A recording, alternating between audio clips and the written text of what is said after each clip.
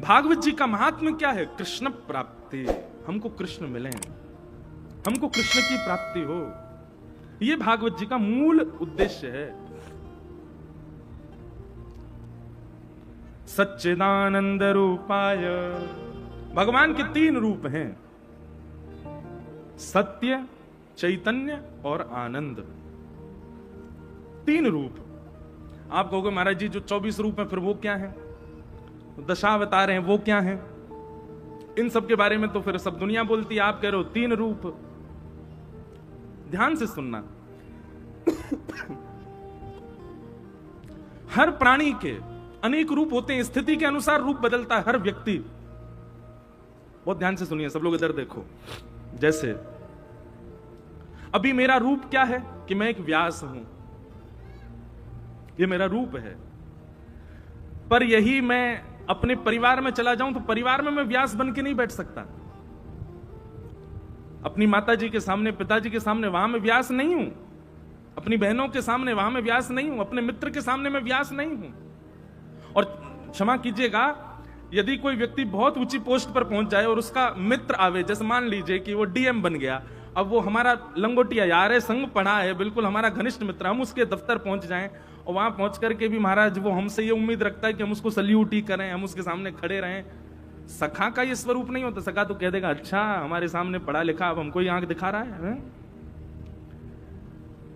हर व्यक्ति के रूप अलग अलग होते हैं, प्रोफेशनल अलग होता है, कैजुअल अलग होता है, स्थिति के अनुसार हर व्यक्ति रूप बदलता है। भगवान के 3 ही रूप हैं, या तो वो सत्य हैं, या फिर वो चैतन्य हैं, और या फिर वो आनंद है। वो परब्रह्म हैं तो भी इन 3 रूपों में हैं, और वो नंद नंदन कृष्ण हैं तो भी इन 3 रूपों में हैं, वो ब्रज में हैं तो भी इन 3 रूपों में हैं, वो द्वारिका में हैं तो भी इन 3 रूपों में हैं, सत्य, चैतन्य और आनंद। ये भगवान के 3 रूप हैं। सच्चिदानंद रूपाय, भगवान के 3 रूप। हमारे गुरुदेव एक बात कहते हैं इस विषय में, सत्य, चैतन्य और आनंद। सत्य कौन है? तो सदा याद रखना, ओम, तत् और सत, ये 3 शब्द जब प्रयोग होते हैं तो समझ जाओ भगवान के लिए संकेत किए जाते हैं। इंडिकेशन किसकी तरफ है? भगवान के लिए। सबसे पहला ओम, दूसरा तत् और तीसरा सत। कहीं भी अगर ये 3 शब्द आपको संस्कृत में देखने को मिले तो समझ जाना ये इंडिकेशन भगवान की ओर है। ओम, तत्, सत। तो सत का मतलब परमात्मा। वही परमात्मा को जब आप चैतन्य मानने लगते हो, चैतन्य का मतलब क्या होता है? चैतन्य का मतलब जो जड़ नहीं है वही चैतन्य है। जैसे मैं जड़ नहीं हूं, मैं चैतन्य हूं। महाराज जी जड़ नहीं है, चैतन्य है। आप सब जड़ नहीं हो, चैतन्य हो। पर ये माइक क्या है? ये जड़ है। ये जो बांस लगे हैं ये सब क्या है? ये जड़ है। ये लाइट क्या है? ये जड़ है, ये चैतन्य नहीं है। हम सब चेतन, जिनमें प्राण विद्यमान वो सब चैतन्य होते हैं। ऐसे ही ठाकुर जी के प्रति जड़ भाव ना रख करके चैतन्य बुद्धि जब रखोगे, सत परमात्मा की तरफ जब चैतन्य बुद्धि होगी, तभी तीसरा सुख मिलेगा। क्या? आनंद। सेवा में आपको सुख मिलता है, सेवा में आपको आनंद नहीं मिलता। क्यों? क्योंकि आपने सत परमात्मा को चैतन्य नहीं माना। आपके चित्त में कहीं ना कहीं अभी भी ये भावना आ जाती है कि वो जड़ ही हैं, उनके प्रति जड़ बुद्धि आ जाती है। जड़ बुद्धि मतलब धातु बुद्धि। ये तो मार्बल के हैं, ये तो अष्ट धातु के हैं, ये तो इतने के हैं, ये तो उतने के हैं। अभी कोई आते हैं सब लोग मिलने वृंदावन में, तो अभी भी किसी ने मुझसे पूछा, बोले महाराज जी हम गोपाल जी की सेवा ले जाए। मैं ले जाओ। बोले तो फिर उसका मोल देने में हमको बहुत कष्ट होता है चित्त में। जब ठाकुर जी हमारे हैं तो फिर उनको मोल दे के क्यों खरीद रहे हैं हम? मैंने कहा मैया उसको मोल मत समझो। तो क्या समझें? मैंने कहा ऐसा समझो, हमारे ठाकुर जी इतने दिनाते कोई और के घर में बैठे, अब हम वाके यहां से ठाकुर जी को ले जा रहे हैं, और वाकू ले जावे की खुशी में बधाई दे के जा रहे हैं। वाकू मोल नहीं दे रहे हैं, बधाई दे जा रहे हैं। भावना क्या रखो? बधाई दे के जा रहे हैं।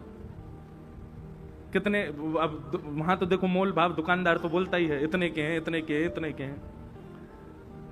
अगर आपके चित्त में वास्तव में ठाकुर जी के प्रति चैतन्य भाव होगा ना, अब मैं इसका बढ़ावा नहीं दे रहा कि बहुत महंगे लगावे आदि। मेरे को तो बहुत कष्ट हो कि अगर कोई ये कह दे भाई इतने महंगे थोड़ी गोपाल जी, इतने महंगे तो नहीं है, थोड़े कम करो। गोपाल जी सोचते होंगे अच्छा तो को अभी भी महंगो लग रहा हूं मैं, अरे अपनी पूरी संपत्ति लुटा देगो तो भी मुझे खरीदना है पावेगो, और तू यहां यूं सोच रहा है कि मैं इतना महंगो। हमारी बुद्धि तो भैया ये कहती है कि सामने वाला व्यक्ति जितनो मोल बता दे वहां से ज्यादा दे करके लेके आओ, और बधाई के रूप में दे के आओ, मोल के रूप में नहीं। और उनको भी यही कहो। हम तो ब्रज में भी जो हमारे सब ठाकुर जी को स्वरूप बना में, हम तो उनसे भी प्रार्थना करेंगे कि आज के बाद कोई भी आपकी दुकान पे आवे तो वाकू ये बताना ही नहीं है कि ये ठाकुर जी इतने के हैं, ये ठाकुर जी इतने के हैं, बल्कि ऐसा कहो जाए इन ठाकुर जी की बधाई न्योछावर इतनी है, इन ठाकुर जी की बधाई न्योछावर इतनी है, इन ठाकुर जी की बधाई न्योछावर। अब तो सुनो, बधाई न्योछावर दुकानदार बोलेगा तो सामने वाले को भी मन नहीं होगा कम करवाऊं, भाई बधाई है तो जितनी बोले उतनी दे देते हैं। मीराबाई कहती हैं कोई कहे सस्तो, कोई कहे महंगो, कोई कहे सस्तो, कोई कहे भैया नेक हम पे दया करो, हमारो करो नेक, बैठो नेक तो गाओ, साथ में गाओ। कोई कहे सस्तो, कोई कहे महंगो, कोई कहे सस्तो, कोई कहे महंगो, कोई कहे सस्तो, कोई कहे महंगो, कोई कहे सस्तो, कोई कहे महंगो, कोई कहे सस्तो, कोई कहे महंगो, कोई कहे सस्तो, कोई कहे महंगो, कोई कहे सस्तो, कोई कहे महंगो, कोई कहे सस्तो।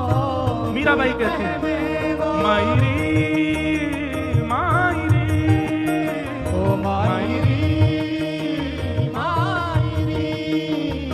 मायरी, ये तो आवत प्रेम के मोल रे, बन लियो री गोविंदा मोल रे, मैंने लियो रे गोविंदा मोल, मैंने लियो री गोविंदा मोल रे, मैंने लियो रे गोविंदा मोल।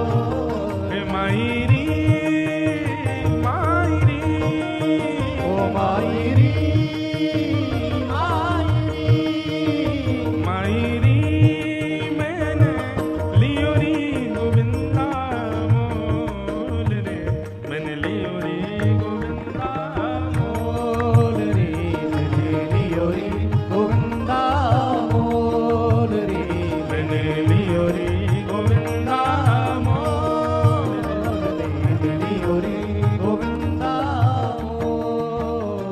ओ कोई कहे कारो, कोई कहे गोरो, कोई कहे कारो, कोई कहे गोरो, कोई कहे कारो, कोई कहे गोरो, कोई कहे कारो, कोई कहे गोरो, कोई कहे कारो, कोई कहे गोरो, कोई कहे कारो, कोई कहे गोरो, कोई कहे कारो, कोई कहे गोरो, कोई कहे कारो, कोई कहे गोरो, कोई कहे कारो, कोई कहे महंगो, कोई कहे कारो, कोई कहे गोरो, मायरी मायरी, ओ मायरी मायरी, हे मायरी मैंने लियो री अमोलक मोल रे, मैंने लियो री गोविंदा मोल रे, मैंने लियो रे गोविंदा मोल रे, मैंने लियो री गोविंदा मोल रे। मैंने लियो रे गोविंदा और मोल। कोई कहे भारो, कोई कहे हल्को, कोई कहे भारो, कोई कहे हल्को, कोई कहे भारो, कोई कहे हल्को, कोई कहे भारो, कोई कहे हल्को, मायरी मैंने लियो री तराजू तोल रे, मैंने लियो री तराजू तोल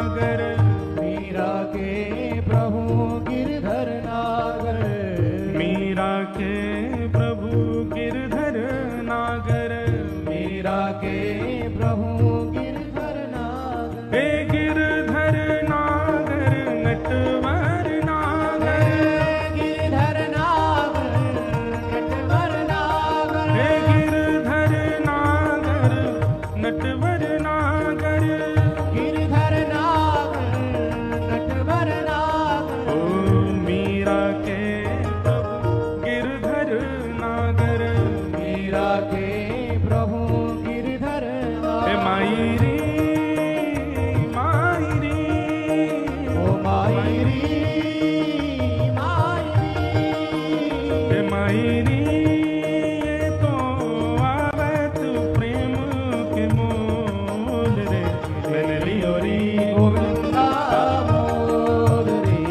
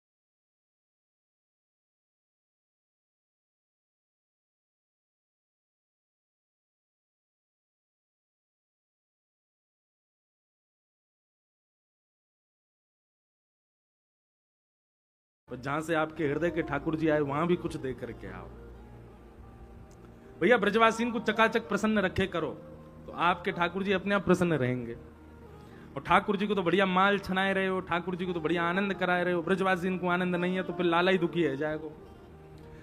ठाकुर जी ने क्यों करी माखन चोरी ब्रज में? स्वयं को माखन की आवश्यकता नहीं। 9 लाख गैया है नंद बाबा के यहां। ठाकुर जी तो दूध में नहाते हैं, मक्खन को लेप लगा में महाराज। ठाकुर जी के यहां घी के कुआं हैं। ठाकुर जी को आवश्यकता नहीं माखन चोरी की। केवल ब्रजवासीन को पवावे के लिए, ब्रजवासीन को आनंद करावे के लिए ठाकुर जी चोरी कर रहे हैं। उन ब्रजवासीन के लिए ठाकुर जी चोर बन गए। और स्वयं तो ठाकुर जी नेके ही पामे चोरी करके। कहा करें बोले मरकान भोक्षण विभजति सचेन नात्रिभांडम भिनत्ति। बंदरों को, ब्रजवासियों को, सबको खवाते हैं पेट भर भर के। ठाकुर जी को स्वभाव है। तो भैया भगवान सत्य हैं और उन्हीं सत्य को जब तक आप चैतन्य नहीं मानोगे तब तक उनकी सेवा में आपको आनंद नहीं मिल सकता। वे चैतन्य हैं। जिस प्रकार हम आप सब लोगों को गर्मी, सर्दी आदि आदि के भाव लगते हैं, ऐसे ठाकुर जी को भी लगते हैं। हमने एक बार एक बात कही थी कहीं कथा में कि भाई हम अपने ठाकुर जी को जब विदेश ले जाते हैं तो हम क्या करते हैं कि उनकी झांपी जी में, जिसमें ठाकुर जी विराजते हैं उसको झांपी बोलते हैं, झांपी जी में हम कुछ रुपया रख देते हैं। मन में विचार करते हैं ठाकुर जी अब 16 घंटा का फ्लाइट है, रास्ता में आपका भोग तो लग नहीं पाएगा, हम आपके पास में कछु लक्ष्मी धर दे रहे हैं और आकाश में कोई गोपी बढ़िया सी लगे तो बात माखन लेके पाए लियो। वैसे ठाकुर जी खरीद के पावे वारे में तो नहीं है, ठाकुर जी तो छीन के पावे। लेकिन फिर भी हम अपने ठाकुर जी को कछु पैसा देते हैं कि लाल जी रास्ता में आपको कहीं भूख लगे तो आप कछु पैसा दे करके और ये रख दिए आपके पास में। अच्छा एक और बात, जब विदेश जाते हैं ना तो कुछ तो भारतीय पैसा भी रखते हैं, कुछ डॉलर भी रखते हैं। कहीं ठाकुर जी के सामने कोई अमेरिकन गोपी आ गई तो वहां से भी तो खरीदना पड़ेगा, वहां तो नोट चलेगा नहीं। हाँ भाई आकाश में चल रहे हैं, रास्ता में कौन गोपी आवे। तो फिर किसी व्यक्ति ने किसी से कहा, बोले ये सब ऐसी बातें हैं व्यास जी अपने मन से बना रहे हैं, वो लक्ष्मीपति हैं, उनको धन की क्या आवश्यकता। ठाकुर जी को धन की आवश्यकता नहीं है, भाव की आवश्यकता है। अगर इस बात को आप कहें कि वो तो लक्ष्मीपति हैं, उनको धन की क्या आवश्यकता, तो फिर वो तो अन्नपति भी हैं, जगन्नाथ हैं, जग के अन्न के नाथ हैं। काहे को दौड़ करके जाते हैं कर्माबाई के यहाँ उसके बिना नबी दुबी खिचड़ी पाने के लिए। वो तो अन्न के भी स्वामी। कोई भूख थोड़ी लग रही है ठाकुर जी को कि अगर कर्माबाई की खिचड़ी नहीं खाएंगे तो ठाकुर जी की भूखे मर जाएंगे, ऐसा तो कोई बात नहीं है। ठाकुर जी फिर भी दौड़ करके जाते हैं कर्मा के यहाँ खिचड़ी पाने। सबरी के झूठे बेर क्यों पा रहे हैं? ठाकुर जी को कोई फलों की कमी तो है नहीं। सब भाव की बात है। आपके चित्त में यदि भाव है तो आप भावना यही रखो कि वो चैतन्य हैं, वो जड़ नहीं है। सच्चिदानंद रूपाय। तो भगवान के 3 रूप हैं, पहला सत्य, दूसरा चैतन्य और तीसरा आनंद। तो सत्य परमात्मा को जब तक चैतन्य नहीं मानोगे तब तक आनंद की प्राप्ति नहीं होगी। नहीं तो आप सेवा कितनी भी करते रहो, आपका मन प्रसन्न रहेगा ही नहीं। जिस दिन आपने चैतन्य मान लिया उसी दिन से आपको आनंद की प्राप्ति होने लग जाएगी। इस प्रकार भागवत जी का महात्म्य प्रारंभ किया गया। सौनकादि ऋषियों ने सूत जी महाराज से प्रश्न किया कि कलिकाल में भगवत प्राप्ति का कोई साधन बताइए। तब सूत जी महाराज बताते हुए कहते हैं, कालव्याल मुखग्रास त्रास निर्णास हे तवे श्रीमद् भागवतम शास्त्रम कलौकीरेण भाषितम। श्रीमद् भागवतम शास्त्रम कलौकीरेण भाषितम। कालव्याल मुखग्रास। भैया देखो एक बात और सुनो, कथा का समय है 6 बजे से, पर आप में से जो लोग को कथा विश्राम से पहले जाना है वो पीछे ही बैठना, आगे नहीं बैठे, क्योंकि आप बीच में उठे नहीं कि हमारी कथा तो भूल, श्रोताओं की कथा भी जाती है। तो जिनको जाना है उनको जाने से मना नहीं, पर वो फिर पीछे वाली पंक्ति में ही विराजें। आगे से कोई उठेगा तो फिर उसकी कथा भी छूटती है, पीछे वालों की भी छूटती है, हम भी भूल जाते हैं। इसलिए इसका भी कल से ध्यान रखिएगा। जिनको भी जाना है, जिनको ये है कि हमको 8 साढ़े 8 बजे जाना है, 7 साढ़े 7 जाना, वो पीछे बैठो सबसे, ताकि आप जब आए किसी को पता नहीं चला, कब गए ये भी नहीं पता चला। इसके ये हमारी मनगढ़ंत बात नहीं है, भागवत में इसका भी नियम बताया गया है। अवर और प्रवर 2 प्रकार के श्रोता हैं। अवर श्रोता वो हैं जो श्रेष्ठ श्रोता हैं, प्रवर श्रोता वो हैं जो श्रेष्ठ हैं, और अवर श्रोताओं में इनको भी रखा गया। तो अवर श्रोताओं के लिए नियम बताया गया, बोले वो पीछे ही विराजें, क्योंकि समय की आप ऐसा नहीं है कि आप लोग सुनना नहीं चाहते, जरूरी आपके घर में कोई काम होगा इसलिए जाना पड़ता है, पर इसके लिए आप पीछे ही बैठो ताकि बीच में उठना ना पड़े। बोलो वृंदावन बिहारी लाल की। तो इस कलिकाल में श्रीमद् भागवत शास्त्र ही एकमात्र ऐसा साधन है जो भगवत प्राप्ति कराने की पूर्ण सामर्थ्य रखता है। बंधुओं, हमारे यहां एक प्रचलन चला है कि जब हम संप्रदाय में बंध जाते हैं तो फिर उस संप्रदाय के नियमों के आगे हम फिर अन्य किसी को नहीं मानते। बहुत अच्छी बात है, अनन्यता ऐसी होनी चाहिए। बहुत ध्यानपूर्वक सुनिएगा।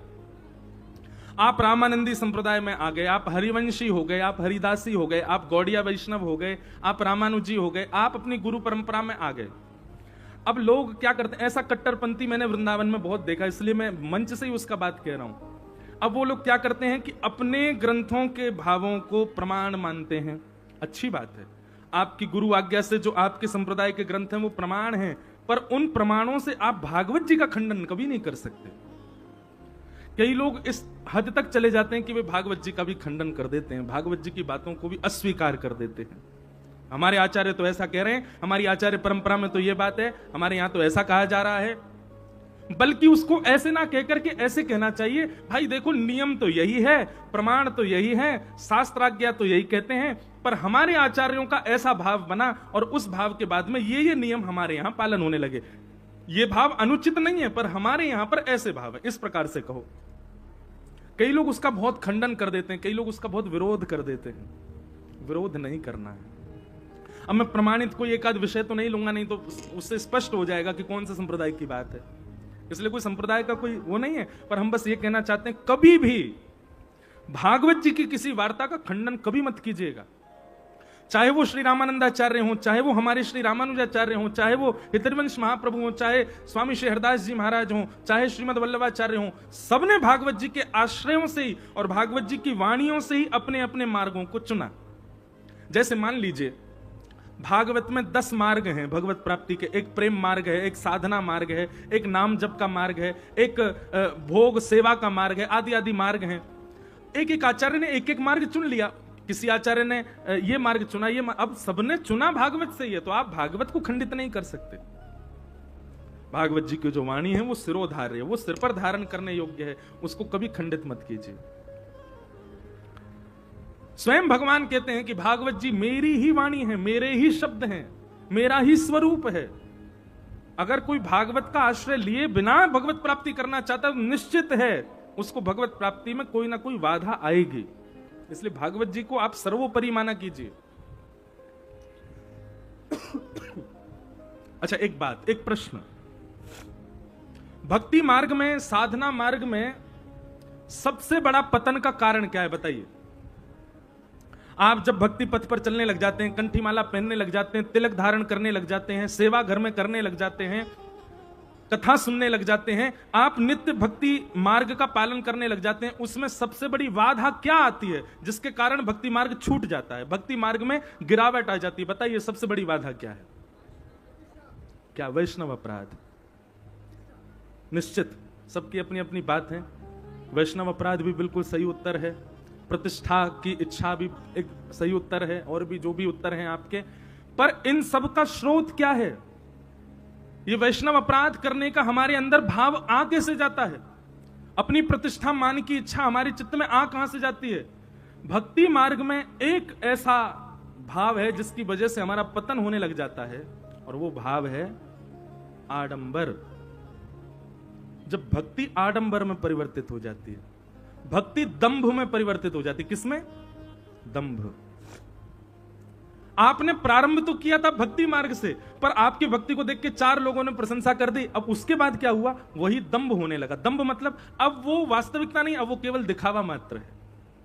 आपने क्षणिक भी, एक क्षण के लिए भी दिखावा किया भक्ति मार्ग में, तो दंभ के आते ही वैष्णव अपराध भी आप करने लग जाओगे, नाम के प्रति अपराध भी आपसे बनेगा, धाम के प्रति अपराध भी आपसे बनेगा, लीला के प्रति अपराध भी आपसे बनेगा, और कथा के प्रति अपराध भी आपसे बनेगा। इसलिए आपके चित्त में कोई भी अपराध की भावना, किसी भी प्रकार की मान प्रतिष्ठा की भावना, दोष देखने की भावना, वैष्णव अपराध की भावना चित्त में आ रही है, तो निश्चित ही आपके चित्त में कहीं ना कहीं दंभ है। भक्ति मार्ग में सबसे बड़े पतन का कारण है दंभ। कभी भी दंभ मत करो। नहीं मन लग रहा भक्ति में तो मत करो 4 दिन, पर दंभ मत करो। नई भावना उत्पन्न हो रही तो मत जाइए 2 दिन कथा में, पर दंभ मत करो। दंभ का मतलब यह नहीं होता कि मन नहीं कर रहा कथा, आपका मन नहीं हो रहा कि कथा में नहीं जाना, अभी मन नहीं हो रहा, लेकिन फिर भी आपने ये विचार किया कोई बात नहीं, मन नहीं हो रहा फिर भी चलो, ये दंभ नहीं है। दंभ किसको कहते हैं? मन नहीं हो रहा कथा में जाने का, पर ओहो पड़ोसी भी जा रहा है, वो भी जा रहे हैं, ओ मेरे रिश्तेदार भी आ रहे हैं, वो लोग वहां जाएंगे, और वहां जाकर के जब मुझको नहीं देखेंगे तो उनके मन में आएगा कथा हो रही है, वो नहीं आ रहा। इस भावना से कथा में आना, यही दंभ है। इसी भावना से वृंदावन जाना, गिरिराज जी परिक्रमा करना, तिलक लगाना, कंठी माला पहनना, ये सब इस भावना से कि वो क्या कहेगा, ये दंभ है। हम धोती पहनते हैं, अब धोती पहनने के बाद में अब मन में कई बार घर में कई बच्चे होते हैं, कई परिवार के दूर के रिश्तेदार नातेदार आते हैं, वो लोग कहते हैं अरे घर का ही तो कार्यक्रम है, अब तो आप पैंट पहन लो, अब तो आप ये पहन। मैंने कहा क्यों? ये दंभ है क्या कि भारी पहन के रखना, घर में नहीं पहनना है? हम तो क्रिकेट खेलने जाते हैं तो भी धोती पहन के जाते हैं, खूब छक्का मारते हैं। एक जगह से हमको इनविटेशन आया, बोले महाराज जी कोई ऐसे लीग होती रहती है ना, तो ऐसी एक लीग हो रही थी, उसमें सारे सेलिब्रिटी वगैरह थे। बोले तो मैंने कहा भैया पहली बात तो हम पे समय नहीं, कथाएं बहुत है, दूसरी बात अगर कभी आए भी भविष्य में तो हमारी एक शर्त है, क्या हम धोती में ही खेलेंगे? वो धोती में कैसे चलेगा? मैंने तो फिर मैं नहीं आ रहा। मैंने कहा बिना धोती के हम पे बैठ ही नहीं उठेगा, बिना धोती के दौड़ ही नहीं पाएंगे। तो दंभ कब हो जाता है? जब आप वैष्णव रूप, वैष्णव भाव, नाम जप, कथा, सेवा, इसके प्रति अपना भाव ना रख के किसी को दिखाने का भाव रखते हैं, यही दंभ है। और क्षमा कीजिएगा आजकल इसकी मात्रा बहुत बढ़ गई है वैष्णवों में। आप अब तिलक इसलिए नहीं लगा रहे क्योंकि आपकी गुरु परंपरा है, आप तिलक इसलिए नहीं लगा रहे क्योंकि आपको प्रतिष्ठा है, आप तिलक इसलिए नहीं लगा रहे क्योंकि आपका सौभाग्य है, आप तिलक इसलिए लगा रहे हो कि उसको दिखाना है, उसको बताना है। यह दंभ है। और आज ही इस बात को जीवन में अपना लीजिए, दंभ युक्त होकर के भक्ति मार्ग में नहीं जाना है। अगर आपके चित्त में दंभ उत्पन्न हो गया तो सारे दोष आएंगे जो भक्ति मार्ग में आते। दंभ कौन है पता है? ये ब्रह्मा जी का नाती है। कौन है? ब्रह्मा जी के पीठ से उत्पन्न हुए भगवान ब्रह्मा जी के पुत्र पाप, और उन्हीं के पुत्र का नाम है दंभ। तो एक बार सुनो दंभ किसको कहते हैं। एक बार ब्रह्मा जी के नाती ने अपने पिताजी से कहा, बोले हम दादाजी से मिलने जा रहे हैं। सब लोग इधर देखो ध्यान से। तो पिताजी ने कहा, बेटा जाओ। तो ब्रह्मलोक गया दंभ अपने दादाजी से मिलने, ब्रह्मा जी से मिलने। कैसे गया? बढ़िया त्रिपुंड लगाया, चौड़ी चोटी रखी, गले में खूब सारी मालाएं पहन ली, नीचे धोती पहन ली, खड़ाऊ पहन लिए, वेद मंत्र उच्चारण करता हुआ कमंडल हाथ में लेकर के महाराज माला इतनी तीव्र गति से चल रही है कि एक क्षण में जाने कितनी मालाएं कर ले रहा है। यही तो दम्भ है। कई लोगों को हमने देखा है, किसी की हम निंदा नहीं कर रहे हैं, तो गाली गलौज भी चल रही है, फिर भी हाथ में माला चली रही है, इसको खींचे ही जा रहे हैं। तो दम्भ भी ऐसे ही जा रहा था ब्रह्मा जी से मिलने, नाम जब चल ही रहा है और सामने कोई आ जाए, तुरंत दम्भ रुक जाए, पहले कमंडल से पानी छिड़के फिर आगे बढ़े। ऐसा करता हुआ दम्भ जब पहुंचा ब्रह्मलोक में, तो ब्रह्मा जी, ओहो आज तो कोई बहुत बड़ा संत सिद्ध आया हमारे यहाँ, स्वागत करो भैया इनका। स्वागत करके दम्भ को वहां पर लाया गया। ब्रह्मलोक में जाकर के भी दम्भ अपने कमंडल से जल छिड़काव कर रहा था। जहां खड़ा हुआ वहां पर भी महाराज पहले जो है कुशा से उस जगह को झाड़ा, तब जाकर के खड़ा हुआ। ब्रह्मा जी अपने आसन से ही खड़े हो गए, बोले भगवान आप ब्रह्मलोक में आए, आपका बहुत बहुत स्वागत, विराजमान हो जाइए। कहने लगा, बोले कि यहां मेरे बैठने लायक कोई जगह ही नहीं है, सब अपवित्र है। इसको दम्भ कहते हैं, इतना ऊंचा। वो ब्रह्मलोक ही अपवित्र है उसके लिए। तो ब्रह्मा जी बोले तो आप एक काम करो, आप चल के आओ हमारी गोद में बैठ जाओ। ब्रह्मा की गोद में तो बैठ ही सकते हो। तो दम्भ चल के, हाँ आपकी गोद में बैठ सकता हूं। चल करके पास गया, ब्रह्मा जी की गोद में बैठने लगा। बैठने से बोले, ओहो इस पर भी एक आध बार कोई ना कोई बैठा तो है। कमंडल का जल गोदी में डाल दिया, पूरे गीले कर दिए। ब्रह्मा जी बोले अब बैठूंगा इस पर। ब्रह्मा जी बोले, भैया कोई बहुत बड़ा साधु आया, कोई बहुत बड़ा सन्यासी, इतना पवित्र। दम्भ जाकर के जैसे ही उनकी गोद में बैठा तो ब्रह्मा जी में भी दम्भ उत्पन्न होने लगा। तुरंत समझ गए, ओहो ये तो कोई और नहीं है, ये तो हमारा नाती है दम्भ। दम्भ का मतलब क्या होता है? केवल आडंबर, केवल दिखावा, वास्तविकता उसमें कुछ भी नहीं है। भक्ति में पतन का सबसे पहला कारण, जिससे सारे अपराध बनते हैं भक्तों से, वो सबसे पहला कारण है दंभ। कंठी माला, तिलक, स्वरूप, सेवा, इसको सौभाग्य से कीजिए। कथा सौभाग्य से सुनने जाइए। वृंदावन सौभाग्य और खूब आनंद में जाइए, कभी दंभ में मत जाइएगा। आप एक बार भी दंभ में आसक्त होकर के यदि भक्ति मार्ग में आए तो पतन होगा ही होगा। तो इस कलिकाल में भगवत प्राप्ति का सर्वश्रेष्ठ साधन क्या है? श्रीमद् भागवत की कथा। सौनकादि ऋषियों ने सूत जी से कहा, बोले भागवत की कथा किसने किसको पहले सुनाई, हमें इसके बारे में बताओ। तब सूत जी ने बताया, बोले पहली बार ये भागवत की कथा सनक सनंदन सनातन सनत कुमारों ने नारद जी को सुनाई। तब पूछा गया, बोले नारद जी तो एक जगह टिकते नहीं, उनको तो शाप लगा है, वो भ्रमण करते रहते हैं, और एक जगह बैठ करके उन्होंने कथा कैसे सुनी? तो बंधुओं एक बात शास्त्रों में कही जाती है, शाप, दोष, पाप, ये जितने भी हमारे ऊपर लगाए जाते हैं ना दोष, ये सब कथा में लागू नहीं होते। कथा में कोई भी दोष लागू नहीं होता, कोई भी शाप लागू नहीं होता। और हां एक और बात, कोई वरदान भी लागू नहीं होता। कथा में आप न्यूट्रल होते हो, शून्य होते हो। जितने पुण्य हैं, जितने पाप हैं, जितने शाप हैं, जितने दोष हैं, वो सब यहां से बाहर जाती पुनः लग जाएंगे आपको। लेकिन यहां आती जैसे बैठोगे तो यहां आप पूर्ण रूपेण शून्य हो। यहां पर आपको कोई शाप, कोई दोष, कोई पाप, कोई पुण्य, कुछ नहीं है आपके पास। आप खाली हो, और खाली होके बैठोगे तभी ज्ञान आएगा, नहीं तो नहीं आएगा। युक्त होकर के बैठोगे तो कहीं भी धारण नहीं कर पाओगे। इसलिए कथा में नारद जी बैठ गए, क्यों? क्योंकि वहां शाप लगता नहीं है। तो नारद जी महाराज बैठे, सौनकादि ऋषियों ने कथा सुनाई। तो बोले कथा सुनने का कारण क्या था? तब नारद जी ने अपना पूरा भाव बताया कि पृथ्वी पर भ्रमण करते हुए नारद जी जब वृंदावन गए तो वृंदावन में जाकर के उन्होंने देखा कि एक परम सुंदरी की गोद में दो वृद्ध हैं। वो परम सुंदरी भक्ति महारानी और उसके दो पुत्र ही वृद्ध होकर के उसकी गोद में हैं, ज्ञान और वैराग्य। एक बात याद रखिएगा बंधुओं, भक्ति हम सबके चित्त में है, भक्ति हम सबके पास है। यहां जितने भी लोग इस पंडाल में बैठे हैं, निश्चित ही सब भक्ति युक्त हैं, पर हम फिर भी भक्ति होने के बाद भी प्रसन्न क्यों नहीं है? कहीं ना कहीं क्षोभ, कहीं ना कहीं पीड़ा, कहीं ना कहीं हम सब लोग दुखी तो हैं। क्यों? क्योंकि भक्ति के दो पुत्र हैं, वो हमारे पास नहीं है। और बिना पुत्र के मां प्रसन्न नहीं रहती। और पुत्र कौन है? ज्ञान और वैराग्य। बहुत ध्यानपूर्वक सुनिएगा। ज्ञान और वैराग्य, जीवन में भक्ति के साथ में ज्ञान और वैराग्य दोनों का होना आवश्यक है। पर यहां ज्ञान वो नहीं जो आप समझ रहे हो, और यहां वैराग्य भी वो नहीं जो आप समझ रहे हो। अभी ज्ञान आप क्या समझ रहे हैं? बहुत पता होना, बहुत जानकारियां होना, इसको ज्ञान मानते हैं लोग। पर नहीं, बहुत पता और जानकारियां होना ज्ञान नहीं होता। विवेक बुद्धि होना ये ज्ञान होता है। जैसे कि बहुत जानकारी होना और बहुत विवेक युक्त होना, दोनों में अंतर क्या है? बहुत ध्यानपूर्वक सुनिएगा। आप रसोई में गए और रसोई में घिया भी रखा है, आलू भी रखा है, टमाटर भी रखा है, और महाराज अरबी भी रखी है, भिंडी भी रखी है, सब्जियां सारी हैं, मसाले सारे हैं, कढ़ाई सामने है, और गैस चूल्हा भी है। सारी सामग्रियां आपके पास में, यह है ज्ञान। लेकिन सामग्री का प्रयोग करके उससे सुंदर सब्जी बना करके अपनी क्षुधा निवृत्त कर देना, इसको कहते हैं विवेक। इसको क्या कहते हैं? विवेक। नॉलेज होना, बहुत पता होना, ये इस प्रकार है कि बहुत सामग्रियां हैं आपके पास।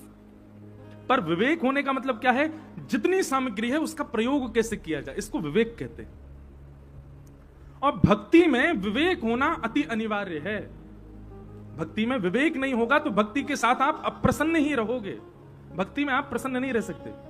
जैसे एक बड़ा प्रसिद्ध कथा है, वृंदावन में एक संत ने एक नियम धारण कर लिया। क्या?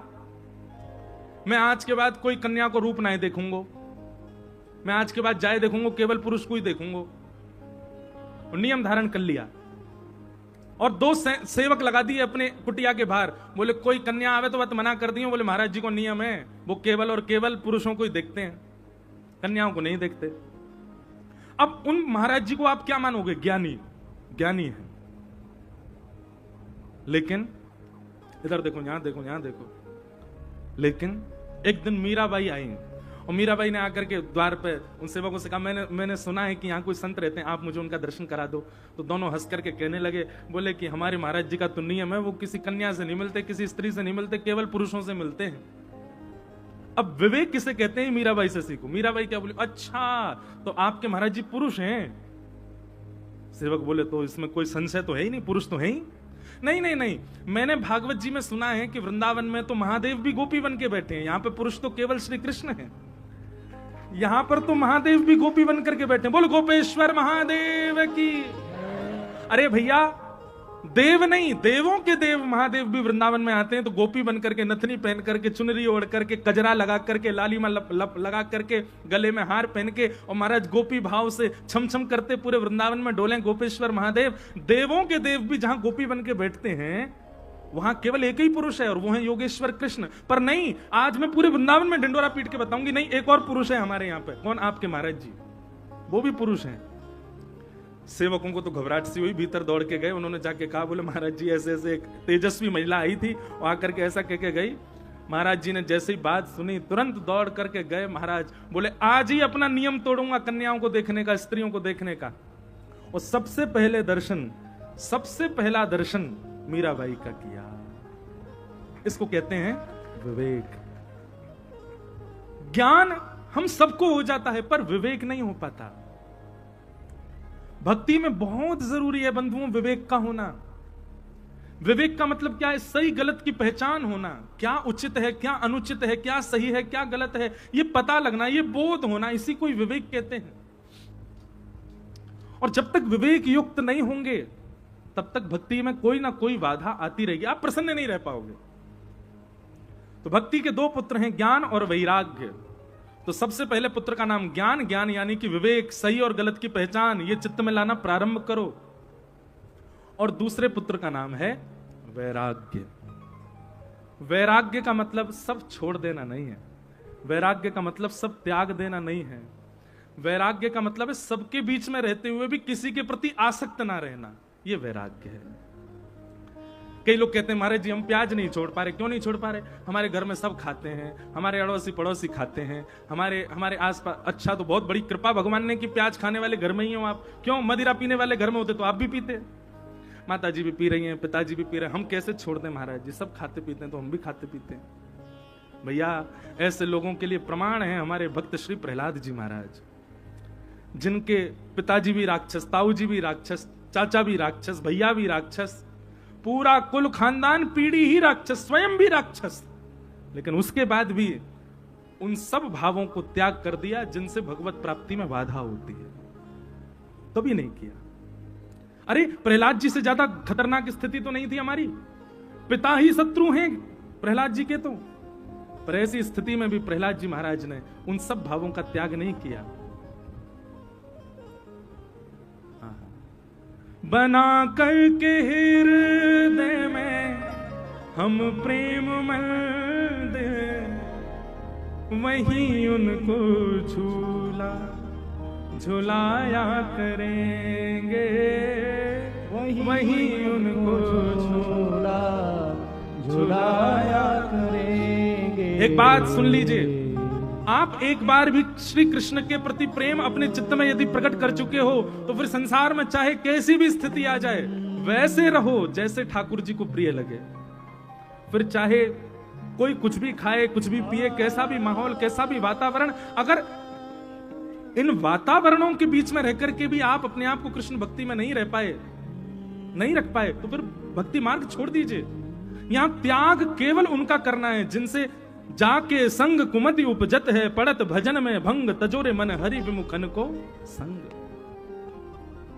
प्याज खाने से पाप नहीं लगता, लहसुन खाने से पाप नहीं लगता, पर हां प्याज लहसुन खाने वाले को ठाकुर जी के मिलन में बाधा जरूर आ सकती है, क्योंकि वो तामसी हैं, आपकी वासना को उत्तेजित कर सकते हैं, आपके विषय भोग को उत्तेजित कर सकते हैं, संसार के प्रति प्रेम को उत्तेजित कर सकते हैं। वो तामसी पदार्थ हैं और भगवत मिलन में इसलिए वो बाधा है, इसलिए बस उसकी तिलंजलि की गई। कोई खाने से नरक नहीं चले जाओगे आप।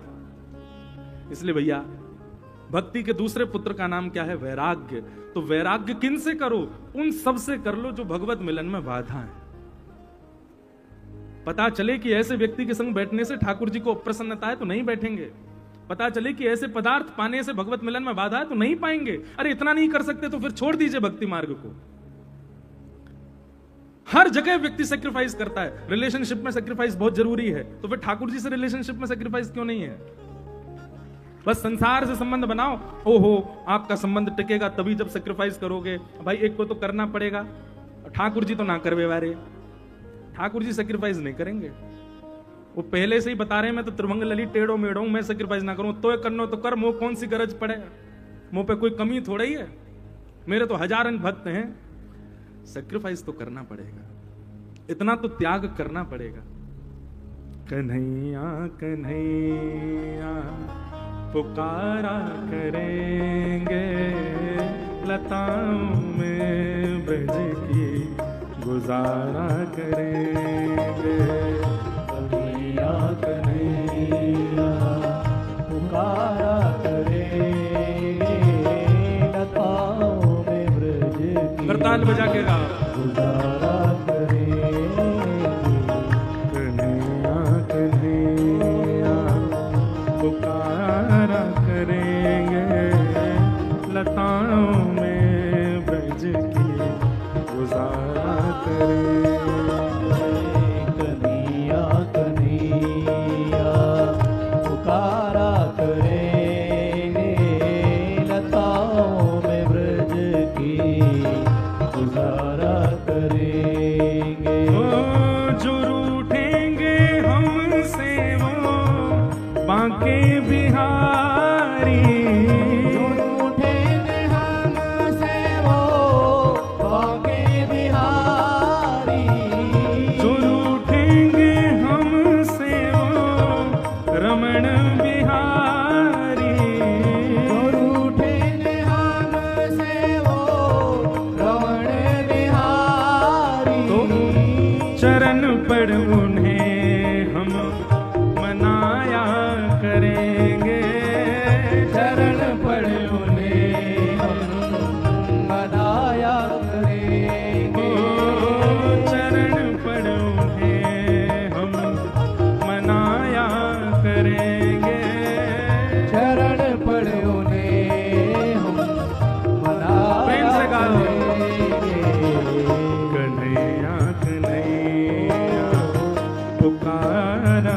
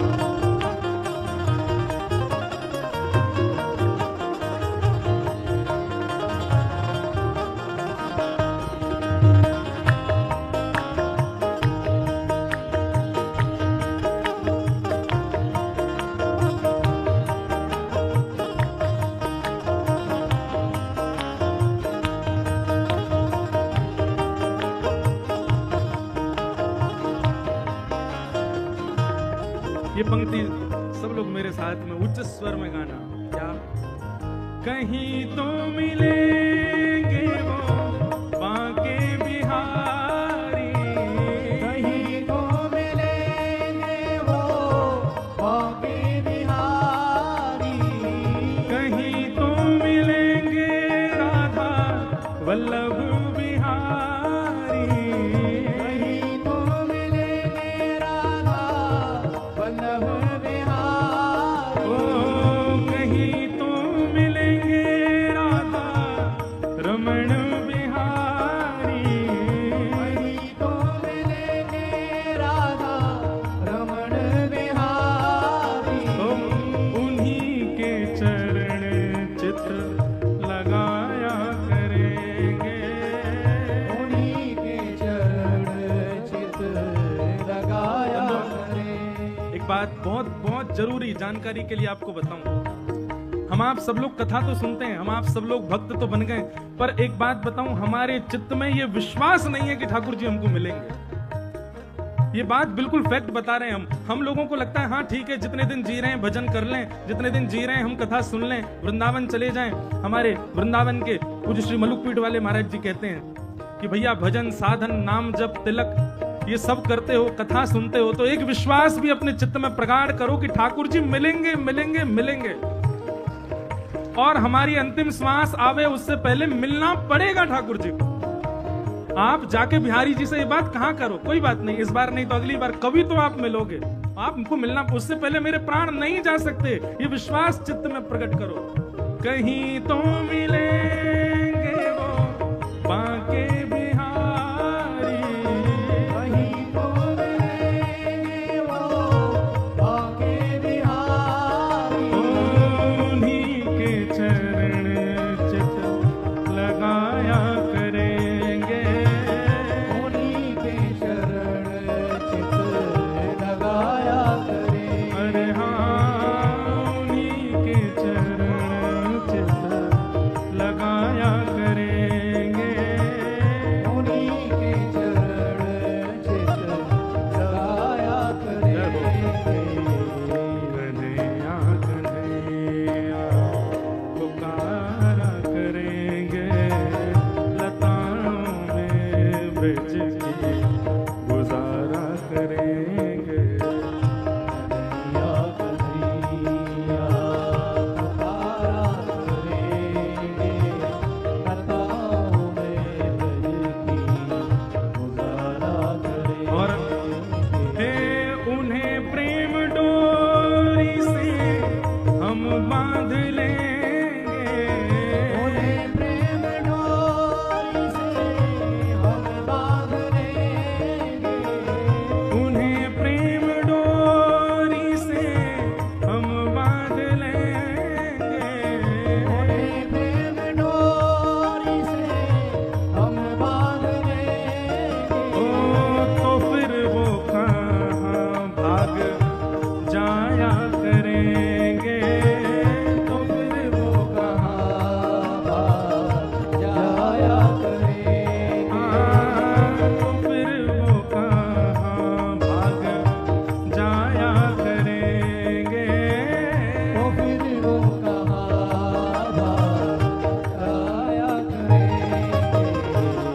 कन्हैया कन्हैया पुकारा करेंगे, लताओं में ब्रज की गुजारा करेंगे।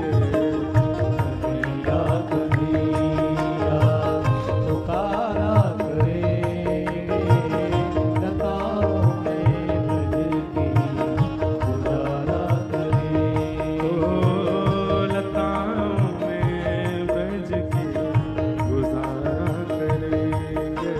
ओ लताओं में ब्रज की गुजारा करेंगे। अरे हाँ लताओं में ब्रज की गुजारा करेंगे।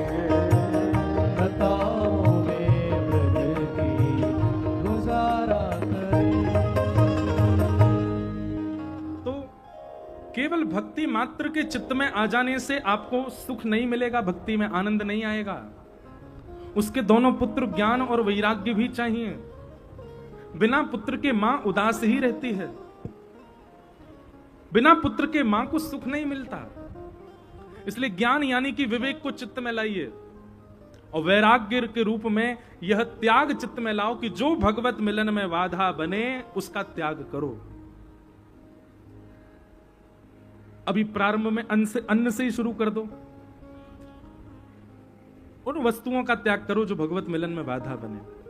और इसमें एक चीज आप कर सकते हो, जैसे पहली बार वर्जिश करने जाए, वर्जिश मतलब जिम वगैरह जावे, फिजिकल एक्सरसाइज करने जाए तो उसको एक आध दिन की छुट्टी होती है। ऐसे स्कूल जाने वाले बच्चों को भी एक आध दिन की छुट्टी होती है, पर जब वो हायर क्लासेस में पहुंच जाते हैं फिर छुट्टी नहीं होती उनकी। ऐसी वर्जिश करने वाले भी थोड़े यूज्ड टू हो जाते हैं, जिम करने वाले, एक्सरसाइज करने वाले यूज्ड टू, फिर उनकी छुट्टी नहीं होती।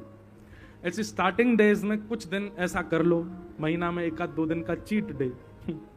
वैसे तो ये छुट्टी वाला दिन भक्ति मार्ग में तो होता नहीं है, तो फिर भी कभी जब भी घर के कोई फंक्शन आदि में थोड़ा बहुत अगर आपको कुछ ऐसा खाना पड़े, जैसे ये प्याज लहसुन आदि, तो एक आध बार की छुट्टी, पीने के लिए तो बिल्कुल छुट्टी नहीं है, उसके लिए नहीं छुट्टी मांगना। महाराज अगर आप नाम जप करते हैं, तिलक लगाते हैं, कंठी पहनते हैं और कहीं से भी आपने इस अपवित्र वस्तु का सेवन किया तो आपको पाप नहीं महापाप लगेगा। इसलिए भक्ति मार्ग में आने वाले तिलक कंठी आदि पहनने वालों को कम से कम मांस मदिरा तो देखनी भी नहीं चाहिए, उससे तो दूर ही रहो। इसके लिए एक आध 2 दिन छुट्टी हो जाए, पर भैया 1-2 महीना के नाम जब कथा श्रवण से आप ऐसे हो जाओगे कि मन में आएगी नहीं भावना। तो यहां से प्रारंभ करो, धीरे धीरे फिर स्वरूप में, संग में, सब में इस चीज को व्यवस्थित करने लग जाओ कि जो हरि विमुख करने वाले सबका त्याग। सूरदास जी कहते हैं, तजोरे मन हरि विमुखन को संग, जाके संग कुमति उपजत है, पड़त भजन में भंग। तजोरे मन हरि विमुखन को संग। गोस्वामी तुलसीदास जी महाराज की तो एक पंक्ति है, मेरे स्मरण में नहीं आ रही है, उसमें वो कहते हैं, ताते भले नरक के बासा, दुर्जनों का संग विधाता हमको कभी ना दे, उससे बढ़िया तो नरक का कैसे है, दुष्ट संग जन दे विधाता। हाँ, ताते भले नरक को बासा। तो भैया अन्न से प्रारंभ करो और धीरे धीरे जन तक उसको ले जाओ, जो हरि विमुक्त करने वाले हैं उनका त्याग करो। तो ये 2 पुत्र हैं भक्ति के, ज्ञान और वैराग्य, इन दोनों को इस रूप से अपने चित्त में लाना प्रारंभ करो। आपकी भक्ति अपने आप आपको आनंद देने लगेगी, अपने आप आपको उत्साहित करने लगेगी। भक्ति के ये 2 पुत्र वृद्ध हो गए थे, नारद जी महाराज से प्रार्थना की। नारद जी ने कई संतों से पूछा कि कैसे भक्ति के ज्ञान वैराग्य पुत्र को युवा किया जाए। तब बद्रीनाथ जब वे पहुंचे तब वहां सनकादि ऋषियों ने कहा कि आप उनके नाम से भागवत की कथा कराओ। श्रीमद् भागवत की कथा भक्ति पुष्ट नहीं करती, भक्ति जिनके चित्त में होती है वही कथा में आते हैं। भक्ति बंधुओं सबके चित्त में होती है। भक्ति को प्रसन्न करने वाले उनके 2 पुत्रों को भागवत जी प्रदान करती हैं, ज्ञान और वैराग्य, उनको पुष्ट करती है जो हमारे चित्त में वृद्ध हो गए।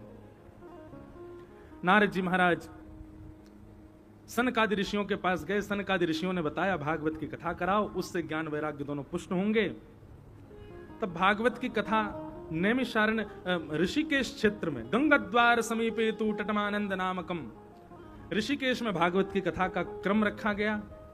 अनेक ऋषि, अनेक देवता, सब गंधर्व जन आदि सब वहां पधारे और सनक सनंदन सनातन सनत कुमार ही वक्ता रूप में बैठे।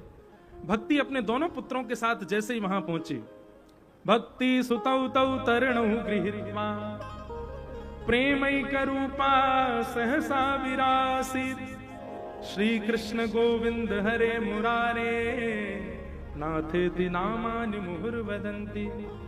बहुत ध्यानपूर्वक सुनिएगा। सप्ताह कथा सुनने से आपके चित्त में ज्ञान और वैराग्य प्रकट हो जाएंगे, ज्ञान और वैराग्य युवा हो जाएंगे, पर कथा पूरी होते ही वो फिर वृद्ध होने लग जाएंगे। हमारा काम क्या है, व्यास का काम क्या है कि 7 दिन में श्रोताओं के चित्त में ज्ञान और वैराग्य को प्रकट करे, युवा करे। पर श्रोता का काम क्या है, 7 दिन बाद जब व्यास जी अपनी पोथी लेके चले जाएं, उसके बाद व्यास जी जैसा चित्त में करके गए, कम से कम वैसा उसको बना के रखे। ये श्रोता का लक्षण है। केवल एक मैया को बात समझ में आई, वही ने ताली बजाइए। ये आपकी जिम्मेवारी है कि आपने व्यास से जो सुना है और व्यास ने जैसा आपके चित्त को बना दिया है, आप कम से कम उसको वैसा तो रखो, उससे बढ़िया करो तो और अच्छी बात है। कम से कम उसको उतना तो संजो करके रखो जितना व्यास जी उसका निर्माण करके चले गए हैं, तब आपकी कथा सुनना सार्थक माना जाएगा। इसलिए नियम धारण कीजिए। ज्ञान और वैराग्य दोनों पुष्ट होंगे कथा सुनने से। ज्ञान विवेक में परिवर्तित होगा, वैराग्य मतलब त्याग की भावना आएगी उन सब वस्तुओं की जो भगवत मिलन में बाधा है। पर 7 दिन कथा में तो ये दोनों पुष्ट रहेंगे, उसके बाद भी पुष्ट बने रहें। उसके लिए क्या उपाय है पता है? आप कथा सुनते ही रहो। व्यास जी चले जाएं उसके बाद भी कथा सुनते ही रहो। सत्संग एक क्षण के लिए भी बंधु हर दिन का नियम बना लो। जैसे जल, जैसे अन्न, जैसे वायु हमारे तन के प्राणों के लिए अति आवश्यक है, ऐसी कथा को भी अपने पूरे 24 घंटे में एक समय प्रदान करो।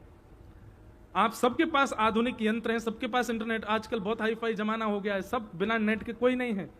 एक समय कथा को निश्चित प्रदान कीजिए हर दिन। आप यदि 15 मिनट का भी सत्संग रोज सुनते हैं, कथा सुनते हैं, तो निश्चित है कि आपके चित्त के ज्ञान वैराग्य वृद्ध नहीं होंगे, अत्यंत श्रेष्ठ हो जाएं वो तो आगे की स्थिति है, पर जितने व्यास जी बना के गए उतने तो रहेंगे, उससे गिरेंगे नहीं। ये आपका कर्तव्य है, आपको करना है।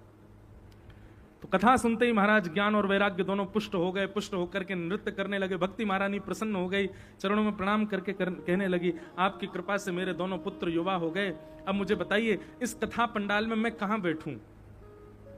तब बहुत सुंदर आसन बताया गया कि भक्ते सुगोविंद स्वरूप कर्त्री, प्रेमैक धर्त्री भवरोग हर्त्री, सात्वं च तिष्ठ स्वसुधै स्वसांशया, निरंतरम वैष्णव मानसानि। जितने भी वैष्णव कथा में आकर के बैठ गए हैं और एक चित्त होकर के, एक निष्ठ होकर के कथा श्रवण कर रहे हैं, नारद जी महाराज कहते हैं, भक्ति महारानी आप इन सबके चित्त रूपी आसन पर जाकर के विराजमान हो जाओ। तो भक्ति महारानी श्रोता के चित्त रूपी आसन पर आकर के बैठ जाती है। पर जब श्रोता देखता है, भक्ति महारानी देखती है कि आसन बार बार डामाडोल हो रहा है, कभी इधर मन जा रहा है, कभी उधर मन जा रहा है, कभी उठता है, कभी बैठता है, कभी इधर देखता है, उधर देखता है, तुरंत वो समझ जाती हैं आसन उचित नहीं है, उसका त्याग कर देते हैं। इसलिए भक्ति महारानी पहले दिन ही आसन, आपके हृदय रूपी आसन पर बैठ गई हैं, उनको अनुकूलता प्रदान करो। क्यों बार बार कहते हैं सावधान ते सुनो, इधर सुनो, इधर देखो? क्यों? आप सावधानी से बैठोगे तो भक्ति जो आपके चित्त में बैठी है उसको अच्छा लगेगा, उसको अनुकूलता लगेगी। और जैसे ही आपका मन विचलित होता है इधर उधर और बार बार उठना बैठना ये सब में क्रिया, भक्ति महारानी तुरंत आसन का त्याग कर देती, बोले ये स्थिर नहीं है। अस्थिर व्यक्ति कभी कथा नहीं सुन सकता, स्थिर तो होना पड़ेगा। तो इस प्रकार भक्ति महारानी हम सबके चित्त रूपी आसन पर आकर के विराजमान हो गई। भक्ति के चित्त में विराजमान होना ये सामान्य बात नहीं है। भक्ति का हमसे स्पर्श होना, अभी क्या होता है पता है? भक्ति का स्पर्श होता है हम लोगों को, हमारे चित्त में नहीं आती भक्ति। स्पर्श होता है इसलिए कुछ दिन के लिए वृंदावन अच्छा लगता है, स्पर्श होता है इसलिए कुछ दिन के लिए सेवा अच्छी लगती है, स्पर्श होता है इसलिए कुछ दिन के लिए भक्ति भाव अच्छा लगता है, और वही जब परिवर्तित हो जाता है पुनः संसारी बन जाते हैं, तो समझ जाना चाहिए स्पर्श था भक्ति का, भक्ति आई नहीं थी चित्त में। भक्ति चित्त में आ जाएगी तो चाहे दुनिया इधर उधर हो जाए, आपके हृदय का भाव नष्ट नहीं हो सकता। एक बार वृंदावन चले गए तो फिर बार बार जाएंगे, एक बार श्री किशोरी जी का आश्रय ले लिया तो बार बार लेने का इच्छा होगी, एक बार कथा सुन ली तो फिर उसके रसिक बन जाओगे, उसके आदि हो जाओगे। स्पर्श होगा तो एक आध बार में ही पूर्ति हो जानी है, पर यदि प्रवेश होगा तो बार बार सनई सनई मन होगा बार बार जाने का। तो भक्ति का प्रवेश हो चित्त में। यहां भागवत जी के महात्मा में एक श्लोक बहुत सुंदर कहा गया, सकल भुवन मध्ये निर्धनास्ते धन्या निवसति हृदयेषां श्री हरिर्भक्तिरेका, हरिरपि निजलोकं सर्वथा तो विहाय, प्रविशति हृदय तेषां भक्ति सूत्रोपनद्ध। बहुत सुंदर बात, सब लोग सावधानी से सुनो। रेलगाड़ी में सबसे आगे क्या होता है? इंजन, उसके पीछे डिब्बा होते हैं, और सबसे पीछे, अब तो नहीं होता पर पहले अब छोटे थे तब देखा था, उसमें वो एक कमरा सा होता था, उसमें वो झंडा दिखाने वाले खड़े रहते, क्या बोलते हैं उनको? गार्ड। हाँ, गार्ड रूम होता था। तो भले ही इंजन आगे हो, पर गार्ड के हाथ में जिस कलर का झंडा होगा उससे ही पूरी ट्रेन चलती है, होता है ना? गार्ड रूम कभी भी ट्रेन के बीच में नहीं होता था, आगे नहीं पीछे ही होता है। बहुत ध्यानपूर्वक सुनिएगा। हम सबका जीवन किससे चलता है? लक्ष्मी। हम भोजन कर रहे हैं, खा रहे हैं, पी रहे हैं, सब कुछ हमारा लक्ष्मी से ही चलता है। उसके हाथ में कंट्रोल होता है।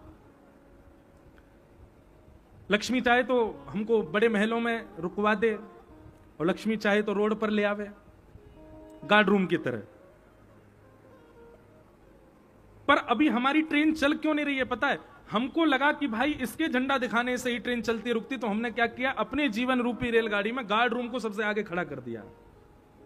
सबसे आगे गार्ड रूम है, लक्ष्मी को आगे हमने रख दिया है और उसके पीछे हम लोग दौड़ रहे हैं। यही चाहिए, यही चाहिए, यही सर्व विधाता, यही हमारी जीवन धात्री है, यही हमारे सर्वस्व है। और इंजन यानी कि भक्ति, उसको हमने पीछे कर दिया है।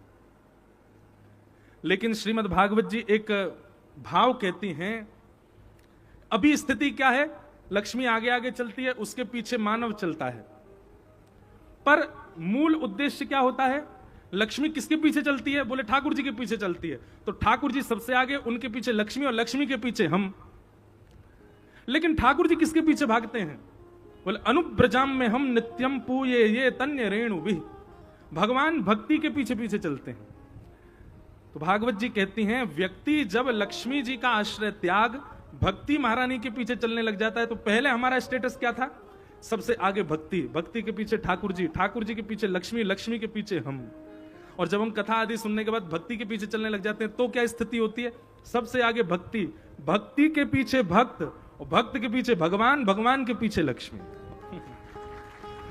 अभी स्थिति क्या है भैया? एक बात लिख लीजिएगा, ठाकुर जी के पीछे नहीं दौड़ना है। भक्ति का मतलब ठाकुर जी के पीछे दौड़ना नहीं होता। भक्ति तो तब श्रेष्ठ जानो ठाकुर जी पीछे पीछे दौड़ रहे हैं, ठाकुर जी पीछे पीछे चल रहे हैं। एक हम पद गाते हैं ना, जहां ले चलोगे वहीं मैं चलूं। ये प्रारंभिक भक्ति है, ये प्रारंभिक भक्ति, स्टार्टिंग भक्ति में हमको ऐसा कहना है ठाकुर जी से कि आप जहां ले चलोगे वहां हम चलेंगे, जहां नाथ रख दोगे वहीं मैं रहूंगा। लेकिन जब भक्ति अपनी चरम स्थिति पर पहुंच जाएगी तो ये पद हम नहीं गाएंगे, ठाकुर जी हमसे कहेंगे, तू जहां ले चले गो वहीं मैं चलूं। कहने में थोड़ी अटपटी बात है, पर वास्तविकता यही है कि हम ठाकुर जी के अधीन रहें तो समझो भक्ति अभी निम्न है, और ठाकुर जी हमारे अधीन है जाए तो समझ जाओ भक्ति अब श्रेष्ठ है। भक्ति अपनी अब स्थिति में। हमारे ब्रज के रसिक जन और जिन जिन भक्तों के आप चरित्र सुनते हो, इन्होंने ठाकुर जी की अधीनता से प्रारंभ किया, पर एक स्थिति ऐसी आ गई कि ठाकुर जी इनके अधीन हो गए, ठाकुर जी उनके अधीन रहने लगे। भैया अपने आप को इतना श्रेष्ठ बना लो भक्ति मार्ग में, अपने आप को ऐसा कर लो कि ठाकुर जी आपके बिना रह ही नहीं पावे।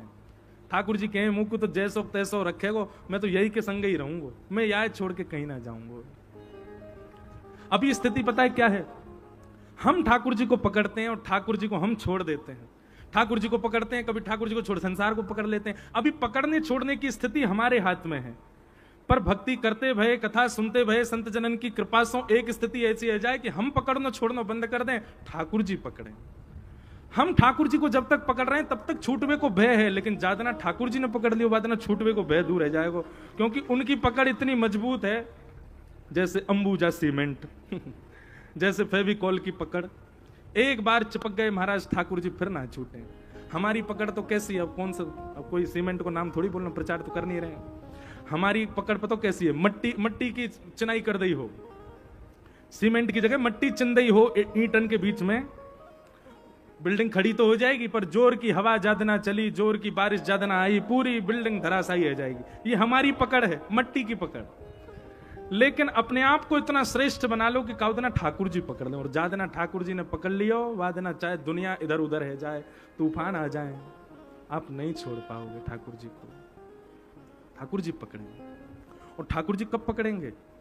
स्वाभाविक सी बात है, आप किसी वस्तु को कब पकड़ते हो, आप किसी वस्तु को कब स्वीकार करते हो? जब वो आपके योग्य होती है।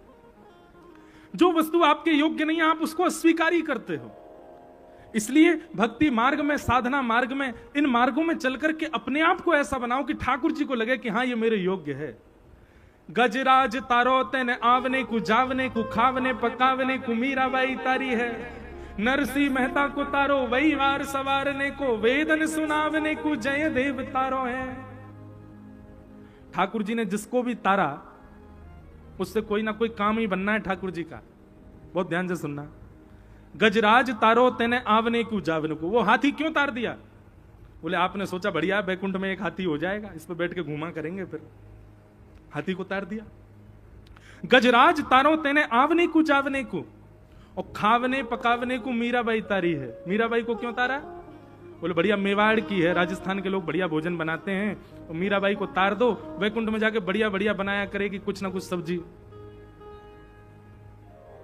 आपने मीराबाई को तार दिया किस लिए? बोले भोजन बनाने के लिए। अब ये तो देखो, इसको कहते हैं व्याज स्तुति। क्या कहते हैं? व्याज स्तुति। व्याज स्तुति मतलब टॉन्ट दे दे करके स्तुति करना। थोड़ी नोक झोंक के साथ ठाकुर जी को छेड़ते भाई अपनी बात कहना, इसको कहते हैं व्याज स्तुति। तो कह रहे हैं आपने गजेंद्र पर कोई कृपा नहीं करी, आपको सवारी करनी थी इसलिए तार दिया, मीराबाई को इसलिए तार दिया आपको भोजन बना के खिलाती। और वेदन सुनावने को जयदेव तारो है। जयदेव को क्यों तारा? बोले बढ़िया बढ़िया आपको पद सुनाएगा इसलिए आपने जयदेव को तार दिया। सबका नाम लेते हुए अंत में कहते हैं मैं आपके किसी काम का नहीं हूं। मुझ पे ना भोजन बनाना आता, ना मुझ पे नाचना आता, ना मुझ में कोई गुण है, ना मुझ में कोई योग्यता है। मैं तो बिल्कुल निठल्ला हूं ठाकुर जी, मुझसे कुछ नहीं आता। मोहे तारो वह मैं आपकी भलाई है, मुझे तार के दिखाओ। कुछ नहीं करूंगा, वैकुंठ में पड़ा पड़ा केवल भोजन करूंगा। अगर आपने तब भी मुझे तार दिया तो मानूंगा कि आप तारणहार हो, आप भक्त वत्सल हो, मुझे तारो। पर यह तो व्याज स्तुति थी। पर फिर भी हम ऐसे बना लेना अपने आप को कि जिससे ठाकुर जी के मन में ये बात आ जाए कि भाई हमें ये गुण है, ये लक्षण है, ये श्रेष्ठता है।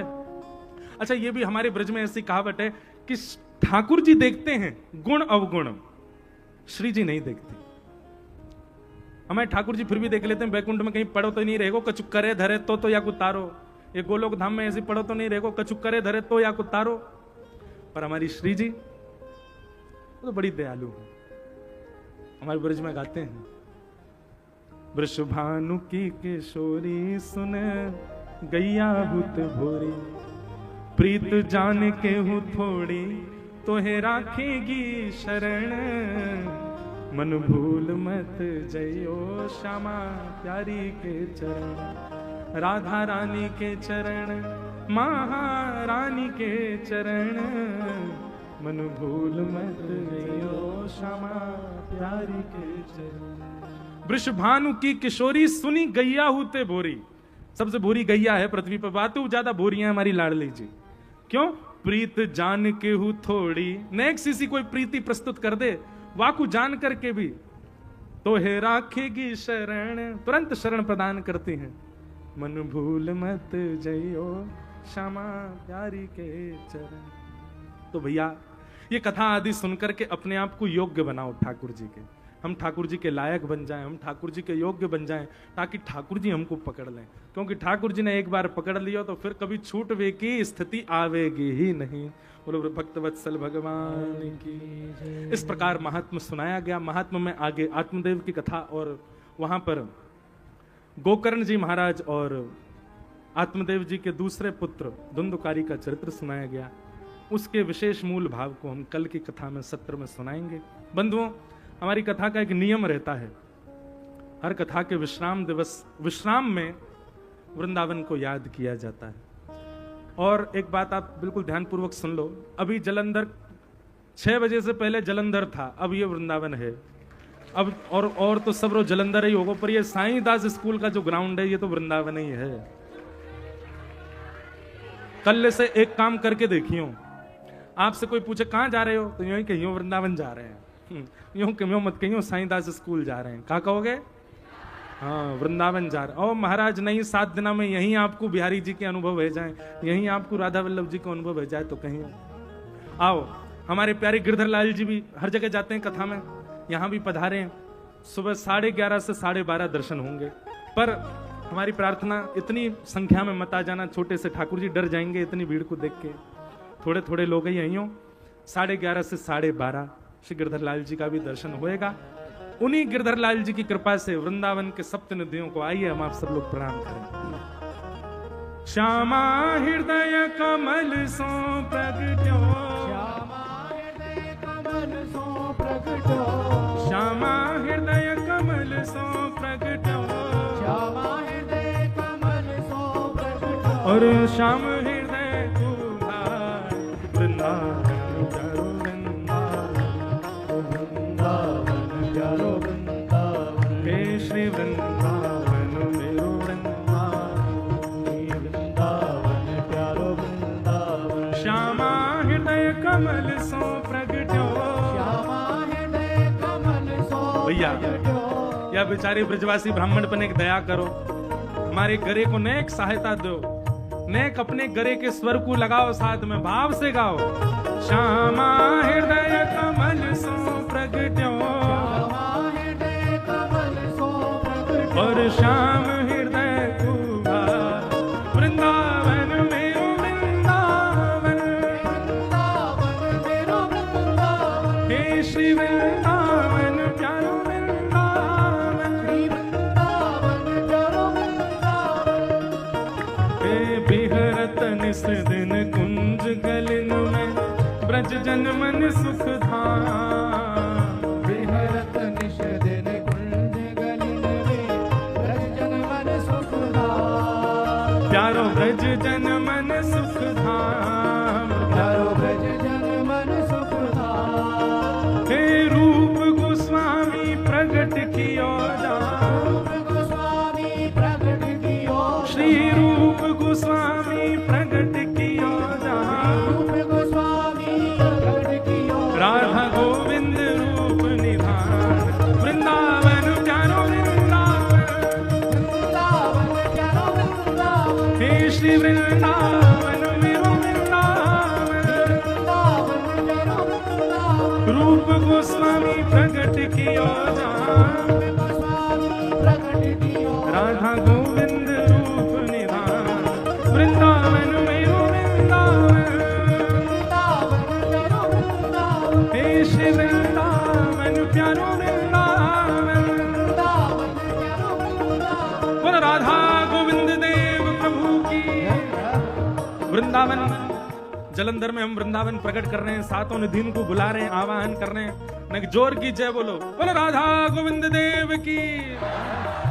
ये हमारे वृंदावन के प्रथम ठाकुर और दूसरे ठाकुर, हे सब सुख सागर रूप उजागर रहे वृंदावन धाम, सब सुख सागर रूप उजागर रहे वृंदावन धाम, हाँ प्यारो रहे वृंदावन धाम, प्यारो रहे वृंदावन धाम। हे मदन मोहन को रूप निरख के, मदन मोहन को रूप निरख के, मदन मोहन को रूप निरख के, मदन मोहन को रूप निरख हे के, सनातन बलि बलि जा, वृंदावन प्यारो वृंदावन, वृंदावन प्यारो वृंदावन, हे श्री वृंदावन मेरो वृंदावन, वृंदावन मेरो वृंदावन, मदन मोहन को रूप निरख के, मदन मोहन को रूप निरख के, हे सनातन बलि बलि जा,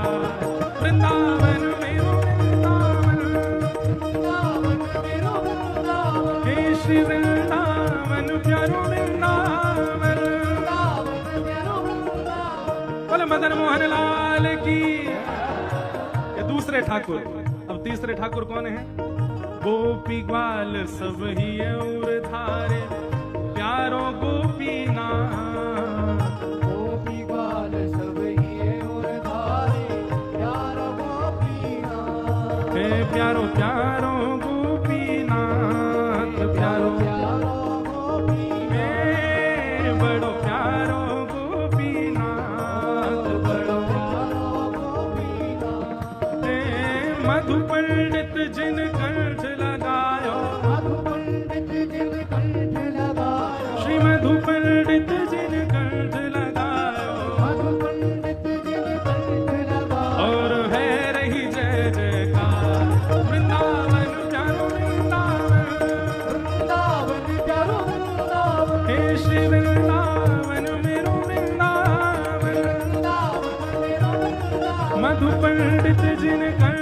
लगायो मधु पंडित और है रही जय जयकार वृंदावन मेरो वृंदावन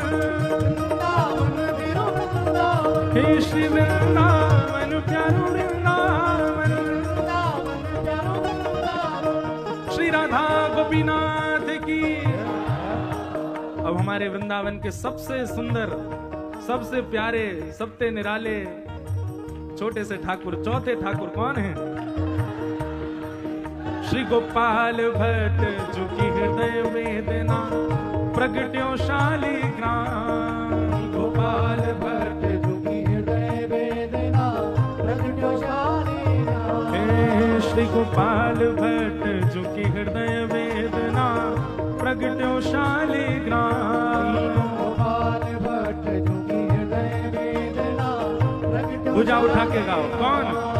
हे रूप सुधा को खान हमारो, रूप सुधा को खान हमारो, हे रूप सुधा को खान हमारो, रूप सुधा को खान हमारो। श्री वृंदावन में सबते प्यारो, वृंदावन में सबते प्यारो, श्री वृंदावन में सबते न्यारो।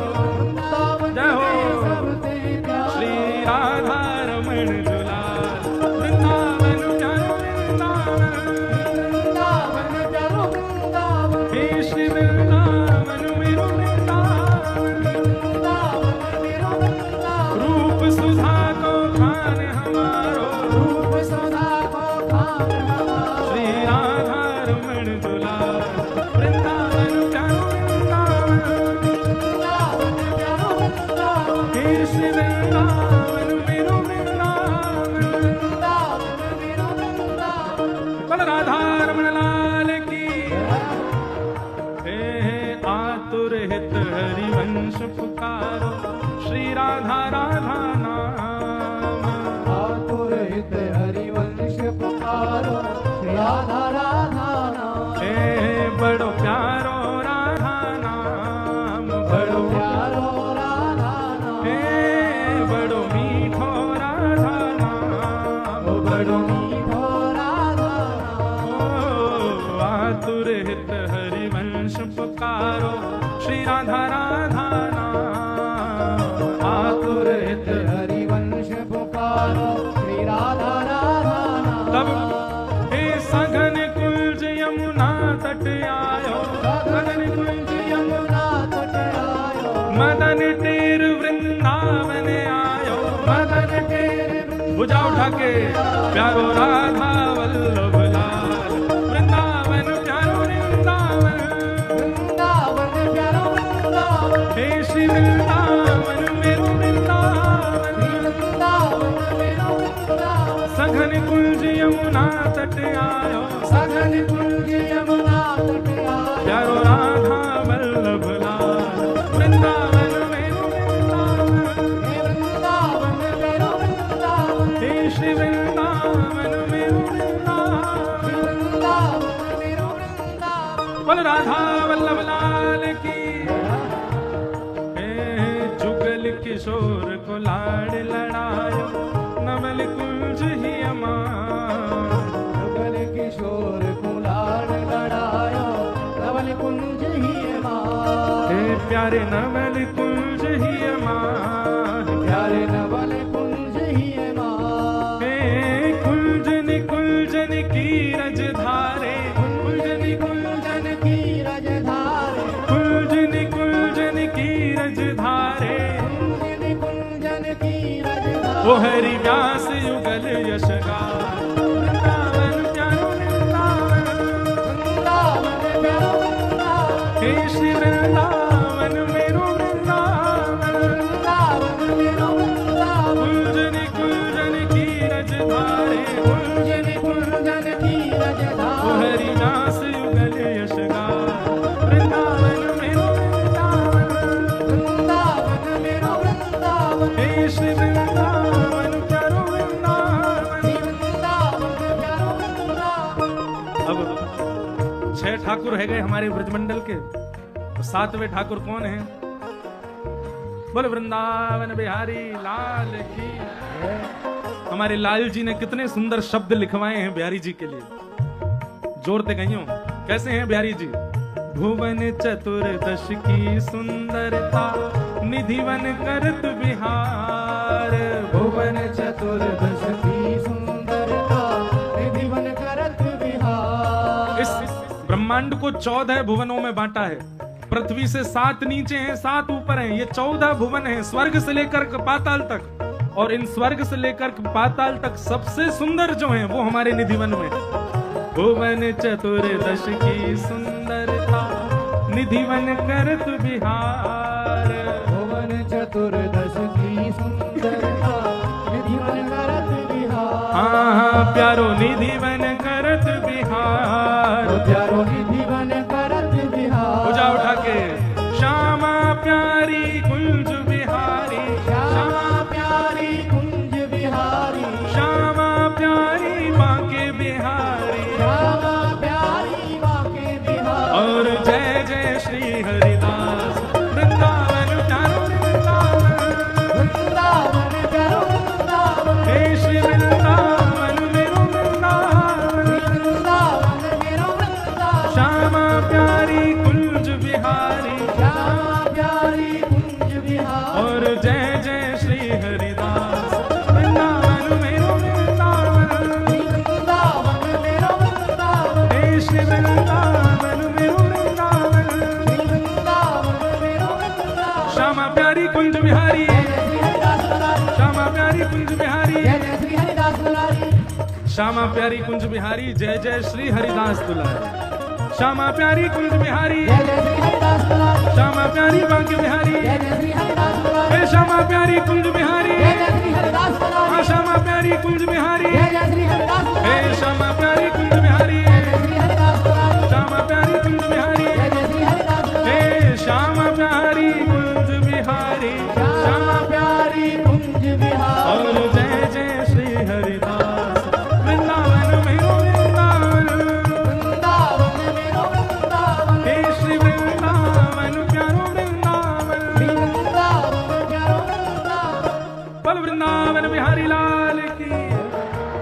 अब जिनकी कृपा से ये पद हम गा रहे हैं, हमारे गिरधर लाल जी जिन्होंने ये पद लिखवाया है, उनको प्रणाम करें। जिनकी कृपा से यह रस प्रगट्यो वृंदावन अभिराम, जिनकी कृपा से यह रस प्रगट वृंदावन अभिराम। हे जिनकी कृपा से यह रस प्रगट्यो वृंदावन अभिराम, जिनकी कृपा से यह रस प्रगट वृंदावन अभिराम। हे सप्त निधिन को ही उजियारो, सप्त निधिन को ही उजियारो, हम सबको प्राणन ते प्यारो, हम सबको प्राणन ते प्यारो। यह आनंद करवावे वारो, यह आनंद करवावे वारो, आज हम सबको मिलवावे वारो, हम सबको मिलवावे वारो। हमारो गिरधर लाल वृंदावन प्यारो वृंदावन, हे वृंदावन प्यारो वृंदावन, हे श्री वृंदावन मेरो वृंदावन, वृंदावन मेरो वृंदावन। यह आनंद करवावे वारो, यह आनंद करवावे वारो। हे हमारो गिरधर लाल वृंदावन मेरो वृंदावन, हे वृंदावन मेरो वृंदावन, हे श्री वृंदावन मेरो वृंदावन। हे वृंदावन मेरो वृंदावन। जय राधे राधे, राधे राधे, जय राधे राधे, राधे राधे, विश्व भानु दुलारी राधे राधे, बरसाने वारी, राधे राधे, जय राधे राधे, राधे राधे, जय राधे राधे, राधे राधे, सब प्रेम से गा, राधे राधे, सब भाव से गा, राधे राधे, हे हरिदास दुलारी, राधे राधे, हरिवंश प्यारी, राधे राधे, हरिदास दुलारी, राधे राधे, हरिवंश प्यारी, राधे राधे, राधे राधे, राधे राधे, जय राधे राधे, राधे राधे। जय जय श्री राम, जय जय श्री राम, जय जय श्री राम। बल वृंदावन बिहारी लाल, राधा रमण लाल की, श्री राधा वल्लभ लाल की, प्यारे गिरधर लाल की, आज के आनंद की, भागवत महापुराण की, पूछरी के लौठा की, हुप हुप प्यारे। क्या बात है वंशी वारे, शाबाश है। जे जय जयकार याद कर लो भैया, ये रोज लगानो। पूछरी के लौटा की हूं नहीं है, हुप हुप। एक बार सब लोग प्रैक्टिस करो। पूछरी के लौठा की, क्या बात है वंशी वारे, शाबाश। आप सब जलंधर वासियों को बहुत बहुत प्रणाम।